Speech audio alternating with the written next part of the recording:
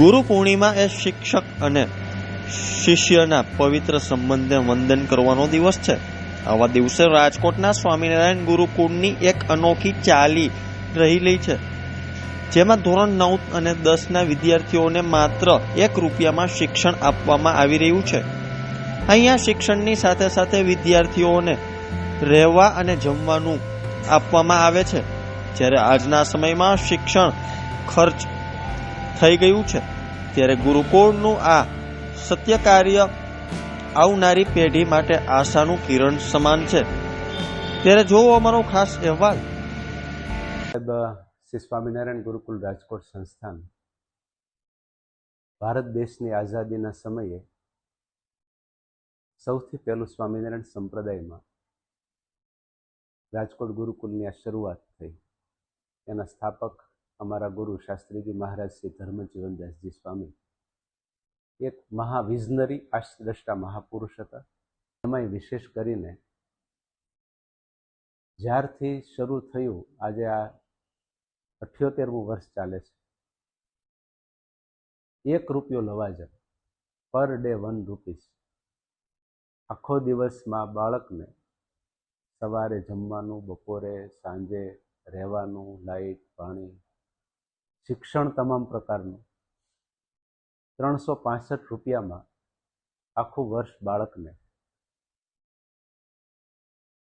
તમામ સુવિધાઓ, સારામાં સારી ફેસિલિટી, ટેકનોલોજી સાથેનું શિક્ષણ અને રહેવાની વ્યવસ્થાઓ આ સંસ્થા દ્વારા પૂરી પાડવામાં આવે છે. વિશેષ કરીને અત્યાર સુધીમાં 1,40,000 જેટલા વિદ્યાર્થીઓ ગુરુકુલ અને એમની શાખા સંસ્થાઓમાંથી અભ્યાસ કરીને આજે દેશ વિદેશમાં સ્થાયી થયા છે. પણ વિશેષ અહીંથી મેળવેલા સંસ્કારો, જીવનના મૂલ્યો, પ્રામાણિકતા વગેરે જીવનમાં એમણે જાળવ્યા છે અને સારી રીતે સમાજને, દેશને, કુટુંબને, પરિવારને ઉપયોગી બન્યા છે. આજે 280 જેટલા સંતો એક ગુરુના શિષ્ય તરીકે રાજકોટ ગુરુકુલની દેશ વિદેશની 60 જેટલી શાખા સંસ્થાઓમાં આજે પૂર્ણ ઘર, કુટુંબ, પરિવારનો ત્યાગ કરી, ધન અને સ્ત્રીથી અલિપ્ત રહી,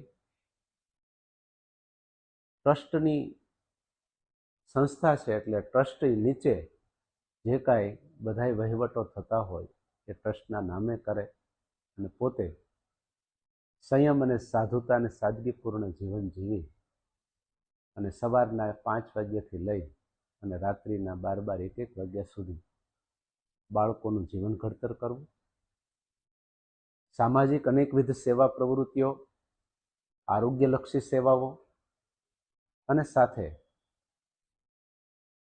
આધ્યાત્મિક વિચારોનું પ્રવર્તન કરવું, સામાજિક સુખાકારી અને આધ્યાત્મિક ઉન્નતિ માટે આ સંતો દ્વારા, સંસ્થા દ્વારા આ બધી સેવા કાર્ય પ્રવૃત્તિઓ ચાલે છે.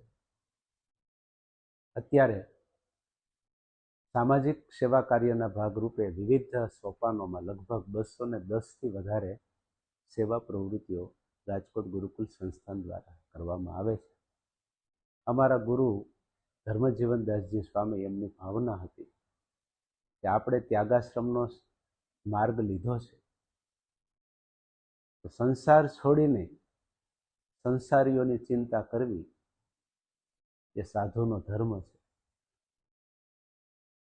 સ્વામી એવું કહેતા કે જો એવું ન કરીએ તો આપણે ભગવાનના ગુનેગાર કહેવાઈએ. એટલે બાળકોને સારા સંસ્કાર આપવા, ઘડતર આપવું, શિક્ષણ આપવું, સામાજિક સેવાઓ, આધ્યાત્મિક સેવાઓ આ સંસ્થા દ્વારા કરવામાં આવે છે. બીજું આપે કીધું કે ગુરુ પૂર્ણિમા ઉત્સવ. વેદકાલીન પરંપરાની અંદર જ્ઞાનના આચાર્ય વ્યાસ ભગવાન, વેદ વ્યાસજી કહેવાય. ભારતીય સંસ્કૃતિ છે જ્ઞાન અને પ્રેમની પૂજા કરનારી સંસ્કૃતિ છે. વ્યક્તિ અને સમાજની અંદર જ્યારે જ્ઞાન અને પ્રેમની સમાનતા સર્જાય ત્યારે જ હંમેશા સુખાકારી અને સેટિસ્ફેક્શન વ્યક્તિ અને સમાજ અનુભવી શકે. ગુરુ પૂર્ણિમા એટલે વ્યક્તિ પૂજાનું પર્વ નહીં, પણ ગુણ પૂજાનું પર્વ છે. સમાજના આદર્શોની પૂજાનું પર્વ છે કે જેઓએ આધ્યાત્મિકતાને, જીવન મૂલ્યોને, જ્ઞાનને, મોક્ષમૂલક સિદ્ધાંતોને, સંસ્કૃતિને જીવનમાં જીવા છે, પચાવ્યા છે અને એ પોતે રોલ મોડલ બન્યા છે. તો જ્યારે કોઈ પણ સમાજ આદર્શોને જ્યારે નજર સામે રાખીને એને આદર આપે તો સમાજ એમાંથી પ્રેરણા લેશે.